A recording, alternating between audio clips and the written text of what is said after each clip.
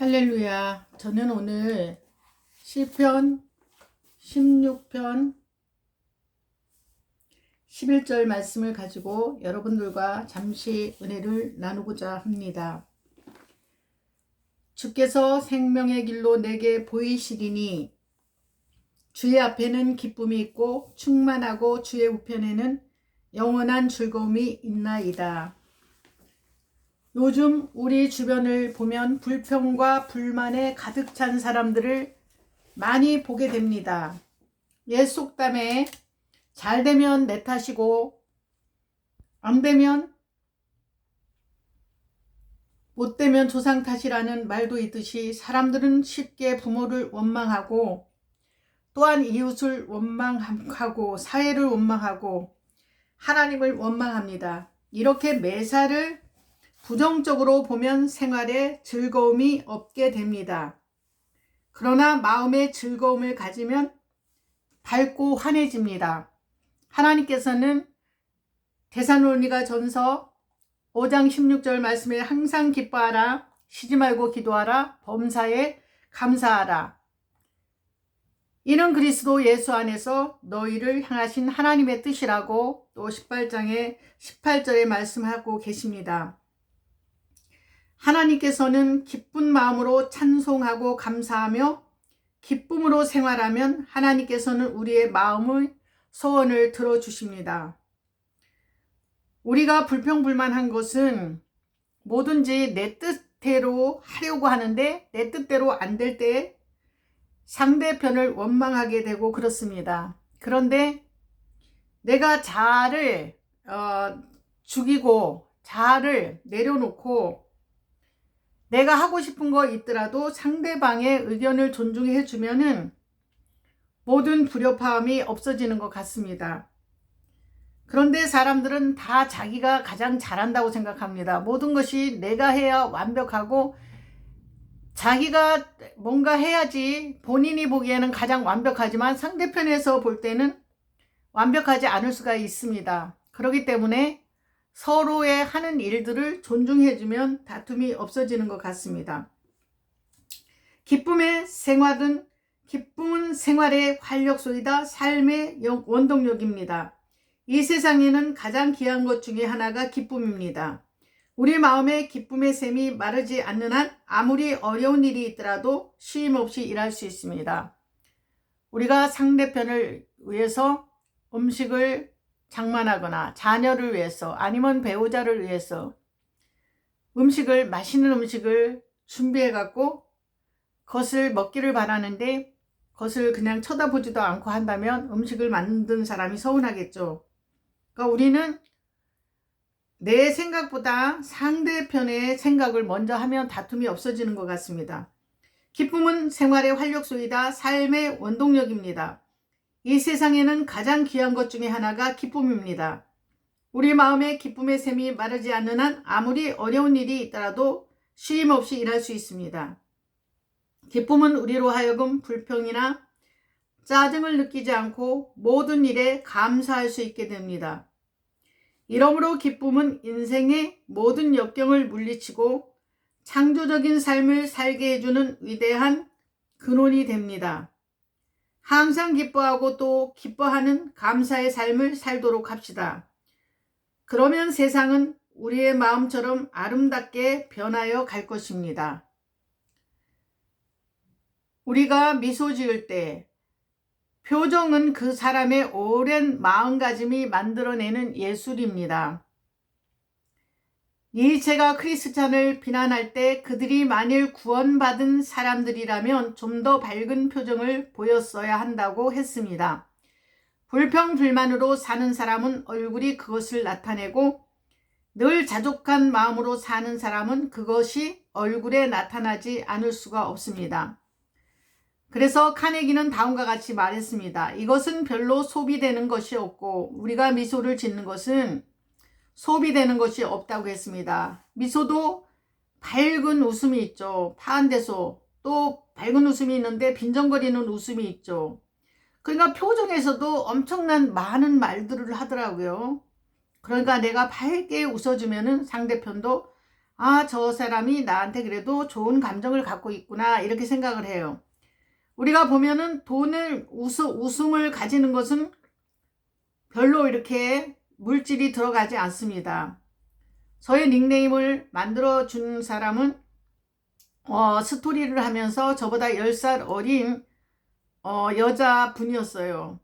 그분이 언니 하면서 매일 그 서로가 대화를 나누고 소통하다 보니까 언니 닉네임을 미소천사로 해 이렇게 해갖고 두 사람이 그런 말을 하셔갖고 미소천사로 지었습니다. 근데 지금은 제가 그만큼 웃지는 않아요. 그런데 이 미소론에 보면은 우리가 미소를 지면은 상대편이 기뻐한다는 것입니다.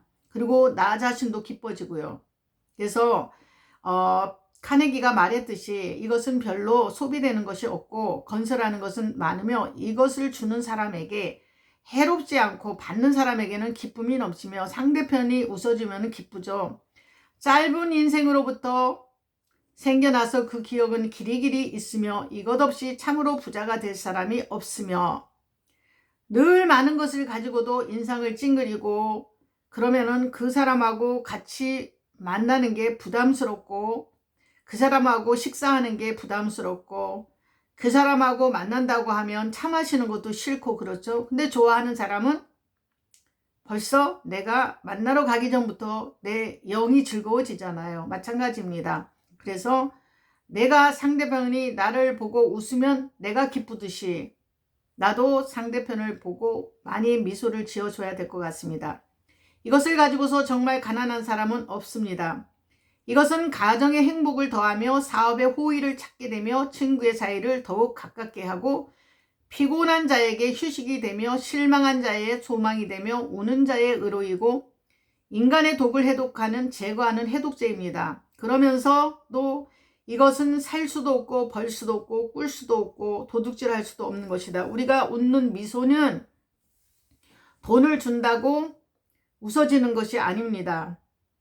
내 마음이 하나님을 믿으면서 항상 기뻐하라, 쉬지 말고 기도하라, 범사에 감사하라.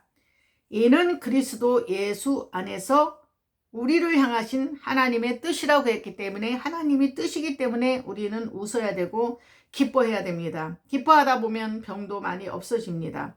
그러면서 이것은 살 수도 없고 벌 수도 없고 꿀 수도 누구한테 가서 꾸어올 수도 없고 도둑질할 수도 없는 것이라고 했습니다. 카네기가 여기서 이것이라고 한 것은 무엇이겠습니까? 그것은 바로 미소입니다. 미소는 돈도 들지 않고 그런 것이지만 엄청난 효과가 있다는 것입니다. 정중한 부인의 미소는 남편에게 의로와 힘이 되고 부모의 미소는 자녀에게 용기와 희망이 됩니다. 조나나 메이커는 미소는 길가에 핀 장미꽃이라고 표현했습니다. 저희 남편이 오이 소박이를 한번 해보기 위해서 만들었는데 간이 아주 딱 맞습니다. 왜냐하면 인터넷을 보고 하기 때문에 아주 맛있게 합니다. 근데 저는 그냥 대충 하죠. 그래서 그냥 맛있다고 했더니 하나도 뭐 어떻게 싱겁거나 짜거나 이렇지가 않고 적당한 맛이더라고요. 그래도 남편은 좀 짜지 않냐고 그랬을 때 조금 짭짤하면 밥하고 먹으면 된다고 이러고서는 어쨌든 잘했다고 칭찬해 줬어요. 그러면 칭찬해 주면 또 요리를 더 하고 싶고 이렇죠. 그런데 만약에 그것을 갖다가 잘못했다고 안 좋게 얘기를 하면 그 다음부터는 음식 할 맛이 안 날 겁니다. 미소는 길가에 핀 장미꽃이라고 했고 길가에 핀 장미꽃은 은연중에 행인의 마음을 기쁘게 해주듯이 미소도 그러한 것입니다. 우리가 여행을 다니면서 그 꽃을 보면은 너무 즐겁잖아요. 꽃을 보면은 저절로 미소가 지어지잖아요. 그래서 웃는 사람을 보면 나도 저절로 미소가 지어지죠. 미소로 우찌무라 간조는 다음과 같이 말한 적이 있습니다. 만일 당신이 아주 무력하여 인류를 위해 아무런 공헌도 못했다고 생각되거든 만나는 사람마다 미소로 대하시오. 미소로서 대하시오. 아무것도 못했다 생각하면 미소를 지어주라는 것입니다. 미소는 큰 재산이며 힘입니다. TV를 통하여 종종 판문점의 광경을 보면 북한 사람들은 모두 마르고 근엄하며 미소를 모르는 표정입니다. 미소는 부유한 나라 사람일수록 그리고 민주주의 나라일수록 많습니다. 아이크가 100만 불짜리 미소를 터뜨리는 것은 누구나 보았지만 브레즈네프가 미소를 터뜨리는 것은 본 일이 없습니다. 프랑소와즈 사강의 소설에 슬픔이여 안녕이라는 것이 있습니다. 슬픔은 어둡고 무거운 것이지만 다정한 친구를 만나 인사하듯이 봉주르라고 말하는 태도에서 달관의 미소를 보는 듯합니다. 이제 우리도 의식적으로 노력하여 미소를 담는 훈련이 있어야 되겠습니다. 우리가 미소가 나오지 않으면 즐거운 생각을 하면은 미소가 떠오릅니다. 그런데 내가 상대편에게 미소를 지어주는데 상대편에서 인상을 쓰는 사람은 많지 않더라고요.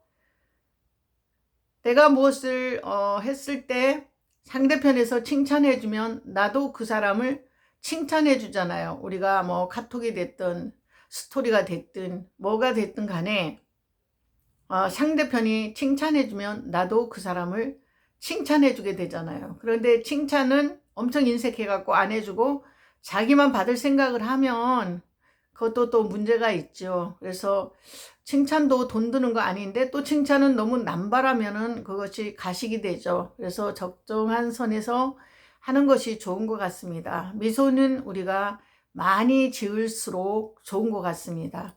그래서 오늘도 만나는 분들마다 미소로 또 우리가 이 사람들 또 전화를 통해서라도 우리가 미소를 지어야 될 것 같습니다. 전만큼 많은 사람들하고 전화하고 이런 일은 별로 없지만 그래도 우리가 문자 하나라도 좋은 마음을 가지고 안부를 전하면 좋을 것 같습니다. 오늘도 하나님을 더 사랑하고 이웃을 더 사랑하며 정말 그러한 주일이 되기를 바랍니다. 감사드립니다.